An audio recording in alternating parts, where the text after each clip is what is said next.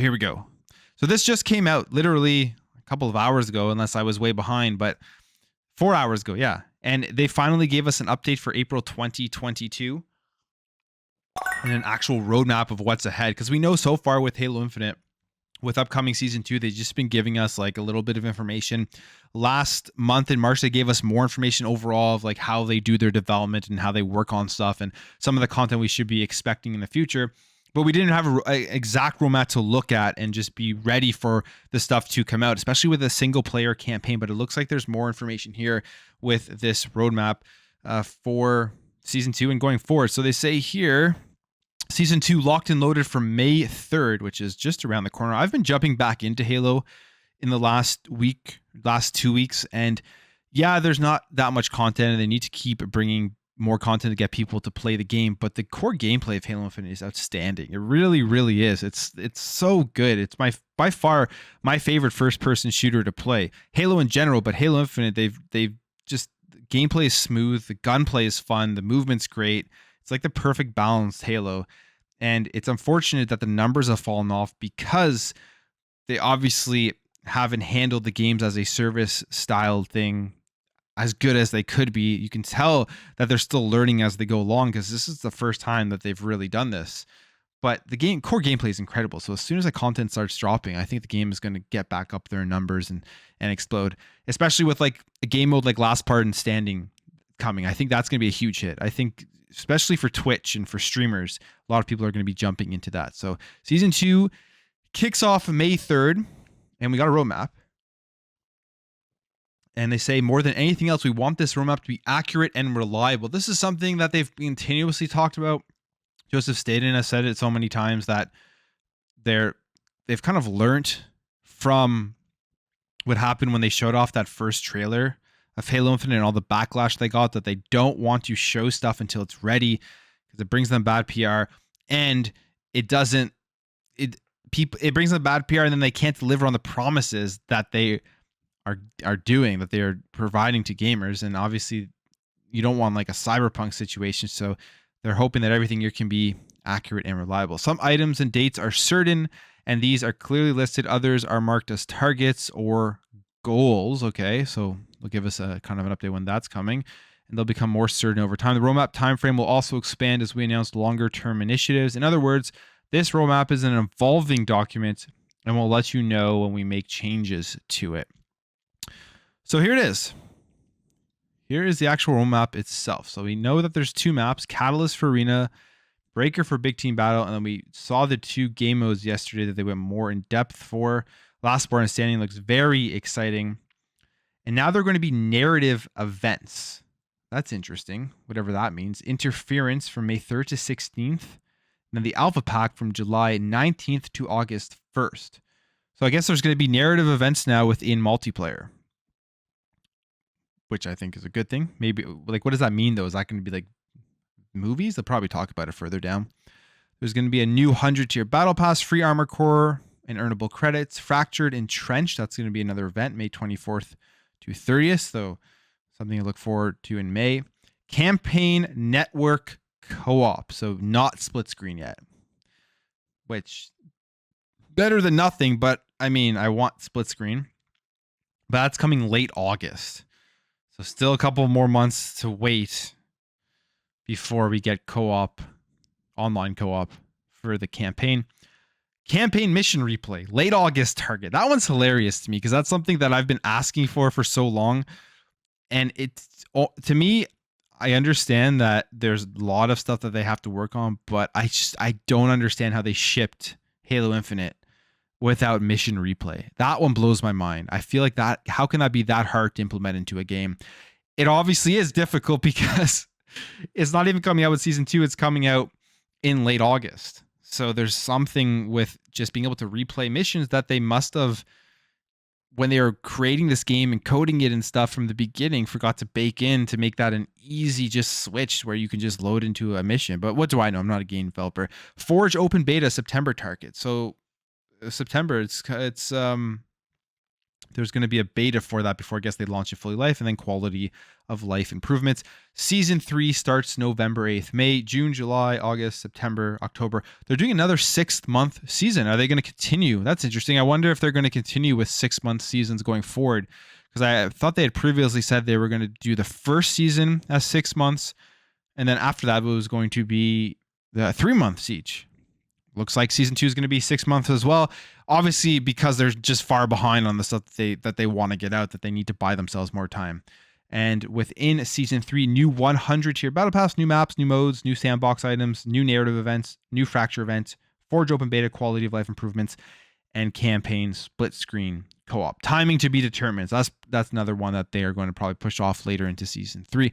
I wonder if it's because they just don't value co-op as much as other things, so they push it on later into these seasons. But that's some good content that will definitely bring people in, at least for the first couple of months of this release. But they don't really say anything here about campaign, unless the narrative events are more campaign additions. But the picture they have there is multiplayer. I'm not sure. Let's go see if they talk about it here. The roadmap reflects the same studio priorities that we shared back in March, addressing issues negatively impacting player experience, completing Season 2 and delivering it as promised on May 3rd, continuing to work on Campaign Co-op Forge and Season 3, with a priority 0 of team health and getting ourselves into a sustainable development rhythm so that we can deliver a great experience to all of you while maintaining healthy work-life balance. You'd think that they would be in a rhythm by now. But hey, they're still working on that, I guess.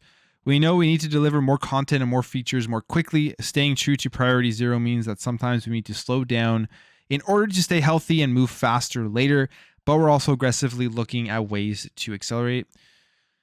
If they want to bring the Forge toolset into our hands sooner rather than later, that's why I guess they're doing the beta at first to make this happen. We're targeting a Forge open beta later in Season 2.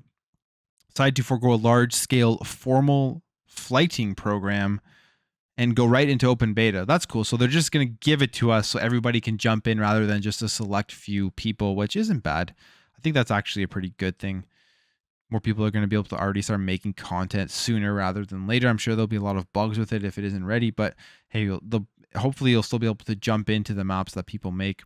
This approach, you can get the core Forge tools out to everyone quicker while also remaining focused on our core priority, continuing to improve foundational aspects of Halo Infinite. Okay, that makes sense. As we continue to improve and ramp up, please understand that all of us at 343 are fully committed to making Halo Infinite the best experience ever. The primary reason that we're extending Season 2 is to give us time before shipping another season to fully address quality of life. Well, quality of life, the things that they need to address right now, the big thing is still the cheating on PC. I think that's still a major issue. In terms of the way that the game plays overall, like I said, I've been jumping back in the last 2 weeks or so. Maybe I'm just a casual when it comes to nitpicking everything that's wrong with the quality of life, but I've had absolutely no issues. I don't really feel like there are any issues other than got to stop the PC cheaters from jumping in and ruining games. But other than that, the gameplay has been smooth, doesn't feel off, doesn't feel like anything is too bad. My connection's always been good, but I'm sure there are bugs that they're going to have to continue to fix. So they say here, quality of life is shorthand for bug fixes, new features, and their content to address issues negatively impacting player experience. Will be delivering quality of life improvements as season releases and as separate updates during the season.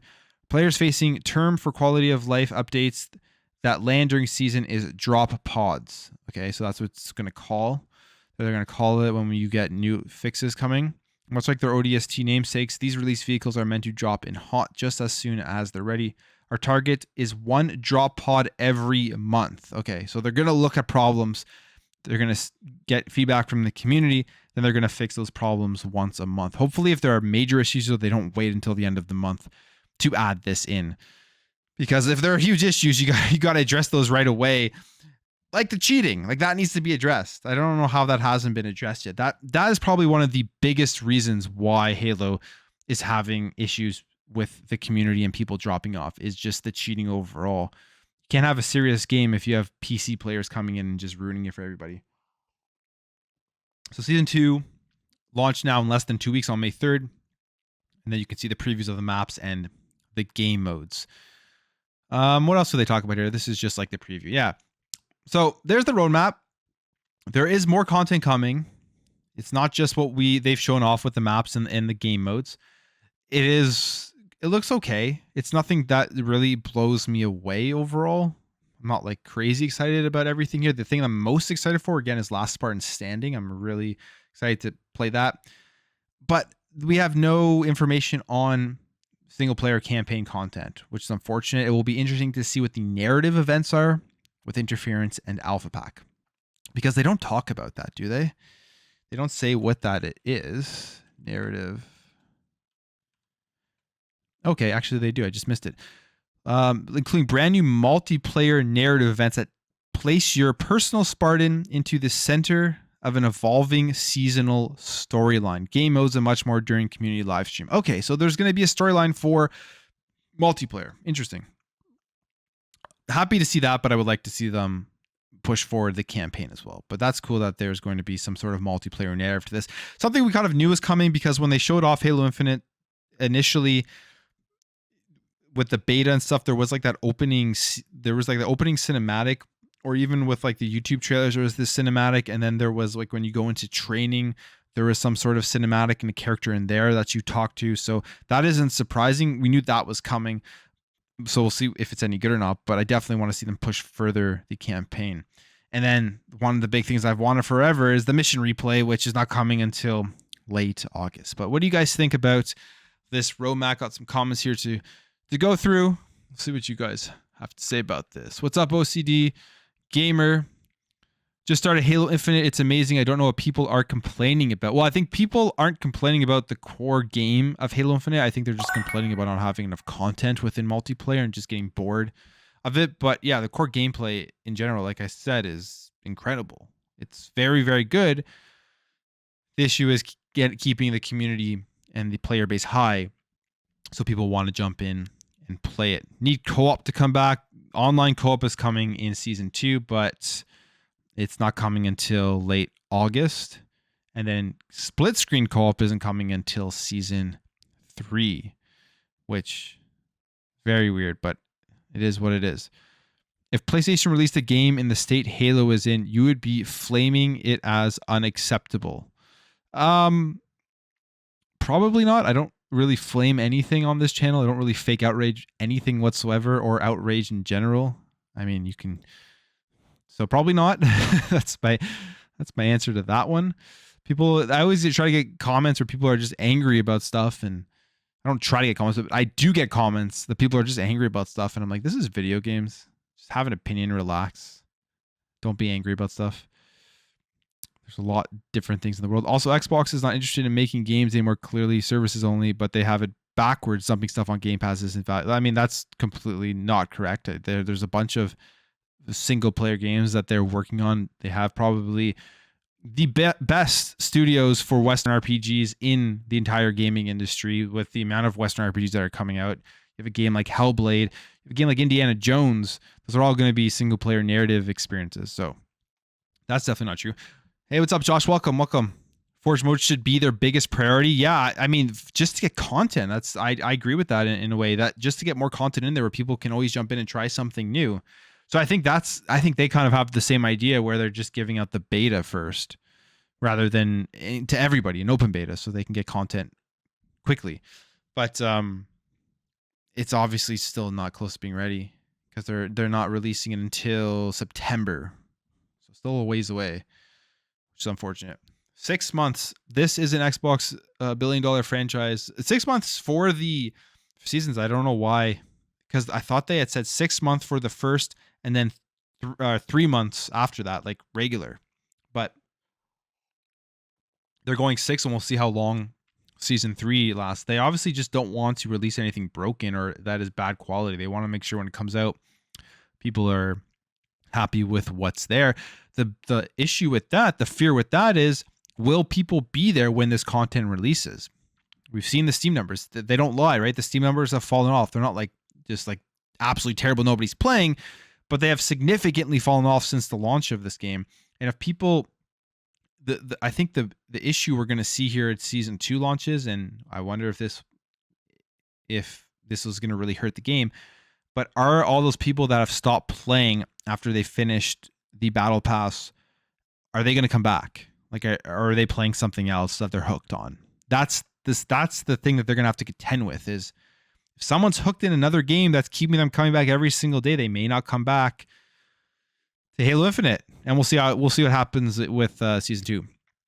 When I know it's PC cheaters, I throw my peace sign and go find another game. Yeah, it's ridiculous, but you can just turn it off, sort of. I think it works if you go into your Xbox settings and just get rid of the crossplay. I believe that should stop it, but some people have said that it doesn't work. But hey, yeah, I try not to play with PC gamers just for that alone. This is frankly bad news. I think it's like mediocre news. I don't think it's bad. I think it's okay that they've given us a roadmap. I think it's good they've given us a roadmap so we know what to expect. I just wish there was a bit more, particularly for the single player side of things. But maybe that's just not in this update. Maybe this is only focused on the multiplayer side of things. You can't add 2 maps here. Yeah, I agree with that. Actually, I definitely do agree with that. They definitely do need to add more maps on that one. All right. I mean, you'd be the softest for sale. I don't know what that comment means, but yeah. So here's the roadmap. Here's where we are with Halo Infinite May 3rd. Just get ready to jump back in if you haven't been playing in a while. And Last Spartan Standing, I think, again, it's going to be very, very cool. All right. If they do 6-month season 2, season 3 lines up with their 1-year anniversary and holiday for their Battle Royale release. Hey, yeah, good point. I didn't think about that. And people are saying that Last Spartan Standing is like Battle Royale light. So Certain Affinity is going to be most likely making a big Battle Royale game. And I'm sure they're going to be looking at a lot of statistics from Last Spartan Standing to see how people interact and how people like it.